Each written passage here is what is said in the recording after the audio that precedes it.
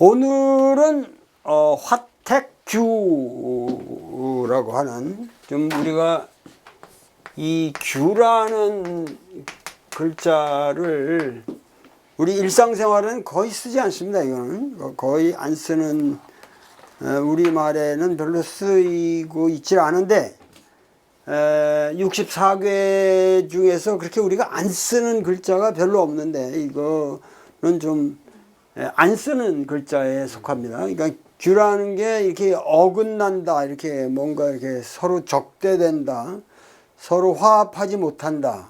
그야말로 오늘 우리가 경험하고 있는 시대도 어쩌면 화택규의 시대라고 말할 수 있죠. 지금 뭔가 이렇게 어긋나고 괴리가 되고, 그러니까 우리가 보통 괴리된다고 할 때 이렇게 쓰잖아요. 승자 밑에 이 두 개 없는 거. 이 괴리가 되는 이 괴자하고 비슷한 내용의 글자입니다. 괴상을 봐도 위에 불이 있는데 그 불이 어디 위에 있어요? 밑에 나무가 있다든가 뭐 바람이 있다든가 이러면 불이 잘 탈 텐데, 밑에 연못이 있으니까 연못 위에 불이 있는 상황이라는 거는 저 불이라는 건 잘 피어날 수가 없죠. 그리고 여기는 이 리괴는 우리가 여자로 치면은 중녀, 이거는 소녀, 그러니까 장녀가 없고 큰 언니가 없고 요 작은 애들만 있는 데서는 되게 서로 싸우게 마련이죠. 그래서 큰 언니가 위에 딱 중심을 잡고 있는 궤도 아니고, 그래서 이거는 좀 티각티각되는, 그야말로 제가 이 난세 일기를 썼습니다만은 난세에 해당되는 괴라고 말할 수 있죠. 이거는 하여튼 여러분들이 이 난세 일기도 많은 분들이 관심을 가지고 저를 도와주신다고 하는 차원에서 성심성의껏 사신 분들도 많은 걸로 아는데, 아직도 안 사신 분은 한번 사서 이거를 보시면 정말 우리 시대가 왜 난세고, 그 난세라는 것이 어떻게 우리가 이 시대를 바라봐야 되느냐 하는 문화사적 시각을 제공하는 책이기 때문에 여러분들이 꼭 열심히 좀 봐주셨으면 합니다. 근데 사실은 인류의 지금 우리가 이 화택규를 얘기하기도 전에, 제가 최근에 대담을 나눈 줄리앙이라는 사람도 From Being to Living이라는 그 문제의식을 던졌단 말이에요. 그런데 사실은 지난 시간에도 밥, 똥, 잠, 이 세 가지 과제를 가지고 얘기했지만은, 삶이라고 하는 거는 우리가 철학을 리빙의 문제라고 우리가 규정할 적에는, 사실은 이 삶이라고 하는 것은 그 삶을 만들어내고 있는 사회의식이 없이는 삶은 성립하지 않습니다. 그러니까는 우리는 예로부터 뭐냐면은 그러니까 철학이라는 의미가, 이 철학이라는 철자는 솔직히 말해서 우리에게 없는 글자예요. 철학이라는 거는 일본이 19세기 초기에 송학을 하는 사람들이 네덜란드로 유학을 가고 그래가지고 거기서 서양 철학을 접하면서 그 만든 말이거든요. 철학이라는 말은 데츠가쿠라고. 그러니까 중국에서도 철학이라는 말을 쓰지는 하지만 초기에는 안 썼던 말이에요. 엄복이라든가 이런 사람들은 안 썼는데, 일본 학자들이 데츠가쿠라고 쓰니까 그냥 편의상 필로소피를 저슈에 이렇게 지금도 쓰고 있지만, 사실은 필로소피는 어디까지나 소피아의 필로라는 건 소피아의 사랑이잖아요. 그러니까는 그런 순수한 소피아의 사랑이라는 지혜의 사랑이라는 테마는 우리한테는 없는 거예요. 삶을 우리가 사랑한다고 그럴 적에 그 삶이라고 하는 거는 소피아의 사랑이 아니거든요. 소피아를 사랑하는 게 아니거든요. 원래 소피스트들이 나오기 전에, 서양 철학에서는 소피스트가 나오기 전에, 그러니까 플라톤 이전이겠죠. 소크라테스 이전에, 사실 소크라테스라는 사람은 그 전형적인 이게 소피스트거든요. 이게 소피스트란 말이에요. 전형적인 소피스트란 말이에요.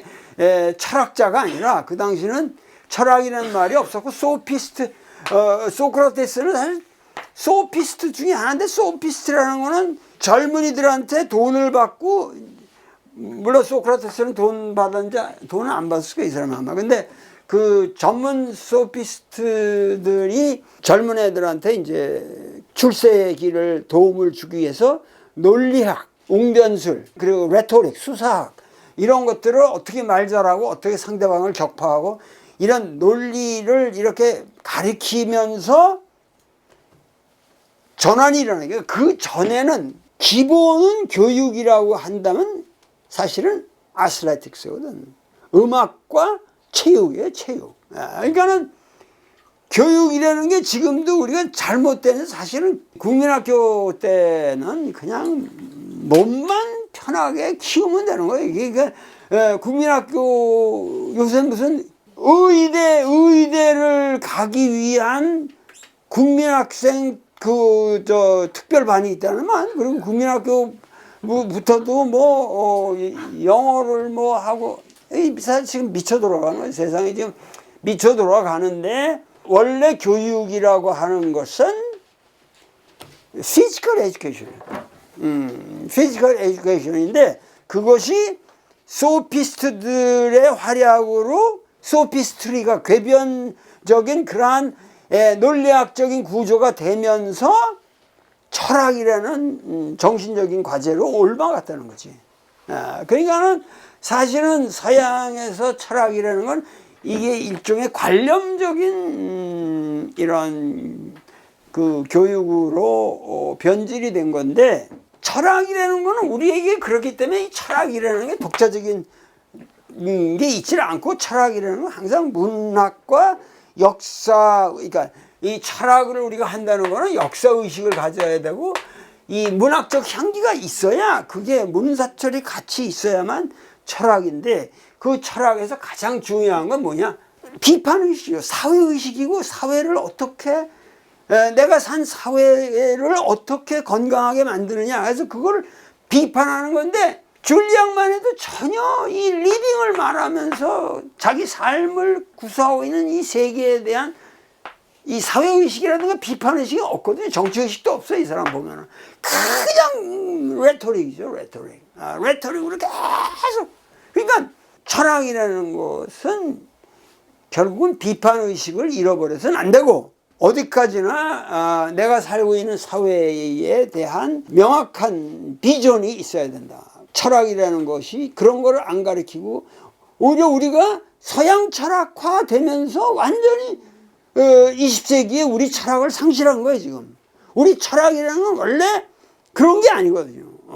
모든 게 하나의 실천이고 삶의 과제고, 이 노노 같은 것의 내용이라는 거를 우리가 잘못 이해하고 있는데, 노노라는 거는 그야말로 노노 그 자체가 하나의 공자라는 사람이 물론 중심이 되고 있지만은, 그건 공자가 중심이 된다기보다는 보편적인 인간으로서의 하나의 삶의 문제다. 우리가 살아가면서 당면할 수 있는 모든 상황을 노노는 이야기하고 있다는 면에서 그것이 위대한 것이고, 사실은 이 주역이라고 하는 것도 여러분들이 쭉 나랑 같이 공부해 왔지만은 이게 거의 노노하고 같은 삶의 철학이란 말이에요. 그걸 어떤 특수한 심볼리즘을 활용해 가면서 다양한 삶의 과제를 가르쳐 주는 거죠. 그러니까 화택교만 해더라도 이것은 우리의 삶이 괴리되고 이런 아주 복잡한 상황이지만은, 이 상황 속에서 우리가 어떻게 우리 인생의 그 정도를 찾아가느냐 하는 문제를 이야기하고 있는 것이죠. 그래서 내가 지금 나의 리빙을, 철학을 리빙으로 규정한다고 그러면은 산다는 문제, 당장 핵폐수가 바다에 던져지는 문제, 이게 철학의 최대 과제예요. 이걸 철학적으로 정확하게 규명하고 여러분들이 그런 거에 대해서 명확한 의식을 갖지 않으면은 이거는 인류는 살 길이 없는 거죠. 철학이라는 게 자리가 없는 거예요. 그러니까 지금 인류의 어떠한 3대 과제라고 하는 것은 제가 요약하면은 제1은 기후위기입니다. 기후위기. 이 기후위기라는 거는 결국 한마디로 말해서 우리가 만들어 온 이 문명이 20세기에 이 인위적인 문명의 사이즈가 자연과의 밸런스를 같이 이렇게 천인화해의 길을 취하지 않고 이 서구적 자본주의와 과학주의가 과도하게 커지면서 문명이 극대화되면서 자연을 위협하는 상태에서 나타나는 게 기후위기이기 때문에 이게 단순한 기후의 문제가 아니라 문명이 제기한 문제고 이것은 인간의 욕망에 제어라는 대명제와 결부되어 있단 말이죠. 그러니까 인간의 욕망을 어떻게 제어하느냐, 어떻게 컨트롤하고 그걸 어떻게 축소시키느냐 하는 문제를 도외시하면 그건 철학이 아니라는 거지. 그러니까 철학이라는 것이 하나의 그 레토릭이 되고 관념적인 장난. 여태까지 니들이 이러이러한 거 관념적으로 잘못 생각해왔다. 그런 거를 지적하는 거로 철학이 되는 건 아니에요. 그걸 인간으로 하기는 실천할 수 있게 하고. 그러니까 이 문사철이라는 게 항상 같이 있어야 되고 문사철은 항상 이 비판의식을 가지고 있어요. 사회 비판의식을 가져야 한다는 말이죠.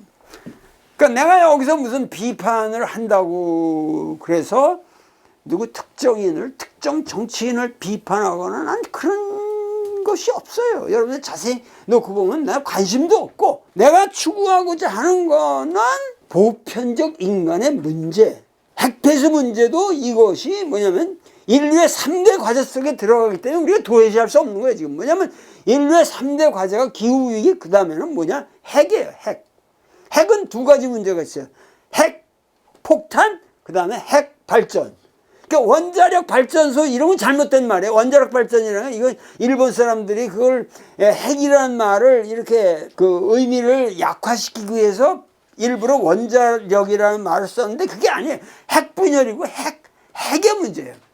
그러니까 핵폭탄과 핵 발전, 핵을 깨면서 나타나는 핵 분열에 의한 발전, 그거를 그냥 수증기를 가지고 터빈을 돌리는 건 똑같은 거예요. 화력이나 이 핵 원자력이나 똑같은 건데 핵 분열을 쓴다는 것이 그만큼 효율성이 높은 특수한 소재를 가지고 그러한 강력한 열을 내지만은 그만큼 위험이 따르고 비자연적 요소가 결과물에 나오기 때문에 이것도 마찬가지로 아까 문명과 자연이 대립했다고 하는 식으로 이것도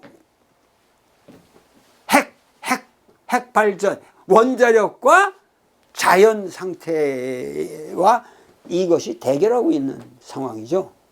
그러니까는 인류의 문제는 나는 기후위기와 그 다음에 핵의 문제와 그 다음에는 역시 불평등의 문제.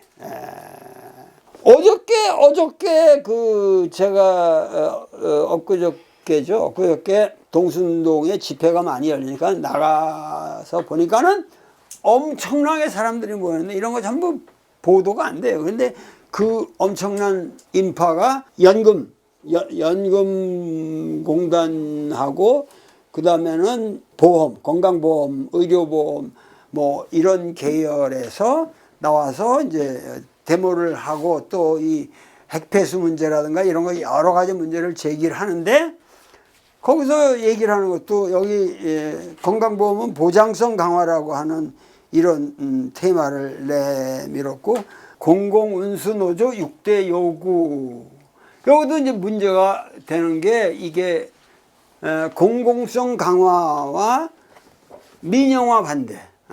그냥 의료라든가 이런 것들이 여러분들이 아셔야 되지만은 지금 우리 민족은 이 20세기를 통해서 우리는 제국주의자의 입장에 있어 본 적이 없어요. 당한 민족이에요. 우리는 20세기의 이 제국주의 시대를 통해서 당한 민족으로서 거의 세계 10위권 안에 드는 어떤 경제적인 파워와 뭐 문화 강국으로서의 위상이라고 하는 건 뭐 10위권이 아니라 이건 뭐 최상에 들어간다고 생각을 하는데 그러한 저력을 가진 민족으로서 우리나라가 어느 날까지 끊임없이 돈을 벌면서도 이 자유주의적인 하나의 자유민주주의라고 하는 이 틀 속에서 자본주의를 발전시키고 이 공공성을 꾸준히 강화시켜온 거의 유일한 나라란 말이야 이게. 여러분들이 당장 미국에만 가도 의료라는 거는 여러분들이 그 엄청나게 비싼 의료 보험료를 내지 않으면은 미국에서는 그냥 죽어요. 병원 못 간다고. 몇만 불이 그냥 훌렁 나오니까. 근데 바로 옆에 있는 카나다만 가도 그거 없거든요, 그런 게. 일체 병원에 가면은 거의 다 프리 서비스란 말이에요. 교육도 문제고, 교육도 카나다만 해도 등록금 없어요. 그러니까 이런 것들을 우리가 전혀 모르고 살고 있는데, 그러니까는 우리나라가 얼마나 훌륭한 나라인가 하는 건데, 그저 지금 정권만 잡으면은 요 홀라당 해서 민영화해서 돈 되는 거 이런 거 의료보험 잘 모아놨으니 요 돈 쏙 혹 빨아먹고 뭐한 거 쏙 빨아먹고 이게 소위 자유민주주의의 핵심이 될 수가 있느냐. 이거는 나의 주장이 아니라 여러분 스스로 여러분들의 후손을 생각해서 우리의 구원한 미래를 생각할 적에 과연 이 공공성의 문제는 우리가 확보를 해야만 이 나라의 미래가 있다.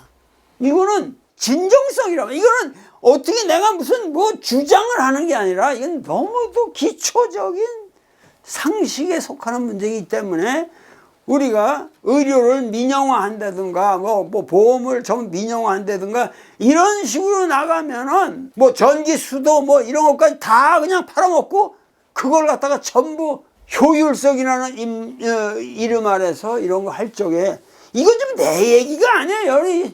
수십만 명이 나와서 외치는 소리란 말이에요. 이거를 우리가 들으라고 내가 조금 대신해 드리는 것일 뿐이고, 그러니까 우리가 이런 시대에 정권을 잡아서 자기 소신껏 나라를 운영하는 건 좋지만은 어떻게 해서 이렇게 기본적인 국가 질서를 갖다가 잘못 가지고 가려고 하고 있느냐, 이런 거에서 가슴이 아프다 이거죠. 가슴이 아프다는 거죠. 도대체 이런 것만 해도 이 오염수 방류를 묵인하고 인정하는 거, 경영지원 나토 회의에까지 가서 그 구태 안 만나도 될 기시수상을 만나서 이렇게 우리가 오염수 방류를 인정한다. 이게 여러분 이게 정당한 이게 우리가 그러니까 왜 일본 사람들한테 이런 거를 우리가 방류를 도와주고 그거를 갖다가 일본 어민들 전체가 확고하게 이걸 반대하고 있는데 우리 대통령이 그러한 상황에서 왜 이게 뭐 때문에 난 도대체 나한테 설명을 좀 들었으면 좋겠어요. 그 이유가 뭔지. 이렇게 하면 우리가 떼돈을 버는 건지 남북 통일이 되는 건지 세계가 개벽이 돼서 중국과 미국이 화합을 하게 되는 건지 뭔가 어마어마한 어떤 테마가 있다면 내가 억지로 해도 그러나 그래도 하여튼 이 방류는 절대로 안 되는 거지만 그 모티베이션을 이해할 수 있겠지만은 뭐 때문에 지금 한국의 대통령이 지금 이 기시다가 한국의 대통령 엎드려서 그냥 싹싹 빌어도 안 될 이런 지경에 왜 우리가 거꾸로 그냥 일본 사람들한테 빌고 있는가. 그러니까 우리의 소위 우파, 그러니까 우익적인 사유가 결국은 다시 한국을 일본의 식민지가 되기를 원하는 것인가. 여러분들 이거는 지금 정치 이론의 문제가 아니고 정치 이념의 문제도 아니고 이것은 정말 너무 상식을 위배하는 국가를 암담하게 만드는 그런 문제잖아요. 그러니까 여러분들 이런 것들에 대해서 최소한의 커먼 센스는 지켜야 되지 않냐. 그리고 이러한 문제에 대해서 비판적인 의식을 안 갖는다면은 그게 어떻게 철학하는 사람일 수 있느냐. 이 철학이라고 하는 것은 인류의 과제 상황을 놓고 거기서 자기 위상을 잡아야 되고, 거기서 그냥 공자만 해도 불안, 과이, 환, 불균이라고 했잖아요. 나는 나라를 생각할 때 적은 것, 우리가 수입이 적다, 누구누구의 수입이 적다는 것, 과를 걱정하는 게 아니라 불균, 그것이 균등하지 못하다는 것을 걱정할 뿐이다. 그러니까 이 빈곤을 우리가 걱정할 것이 아니라 우리가 불안, 국민의 삶을 불안하게 만드는 거 아니야. 불안하게. 여기 보장성 강화라는 게 기본적인 거를 우리가 보장해 달라. 이게 국가가 존재하는 이유가 아니겠느냐. 그러니까 우리가 하여튼 이런 문제를 보면은, 마지막으로 제가 이 강의를 끝내기 전에 여러분들한테 꼭 보시라고 권할 영화가 하나 있는데, 야, 이건 내가 지구상에 태어나가지고 이 영화를 안 봤으면 내가 지구에서 살았던 보람을 못 느끼는, 내가 내 일생을 통해서 본 가장 위대한 영화를 꼽으라면 나는 지금 와서는 이걸 꼽겠어요.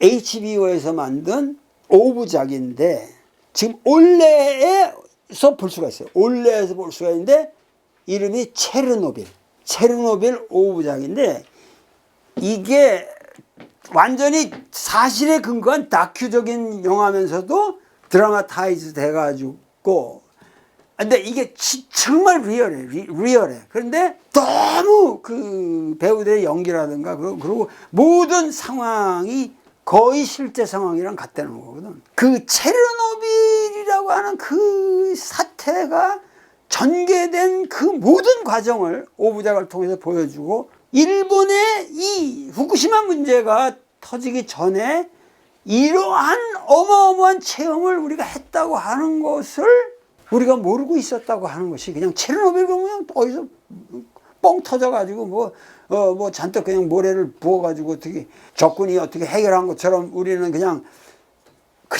우연히 알고 있었는데, 이 영화를 보니까는 정말 그게 우크라이나, 이게 우크라이나면 그 체르노빌이라는 데가, 그리고 인구가 뭐 거의 한 5만이나 되는 도시고, 그 도시에 이게 터지면서 그냥 사람들이 참 아름답다고 다리 위에서 본 사람이 다 죽었어.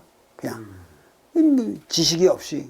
근데 그 과정을 진짜 리얼하게 보여주는데, 그 고르바초프 때인데, 이게 터지게 되는 그 과정에 대한 상당히 상세한 그 법정까지 보여주면서, 법정에서 진술하는 걸 통해서 그 과정을 상세하게 설명해 줍니다. 그래서 내가 여태까지 얘기했던 이 핵발전에 관한 지식을 얻으시려면은 이 영화 보면 다 얻을 수 있어요.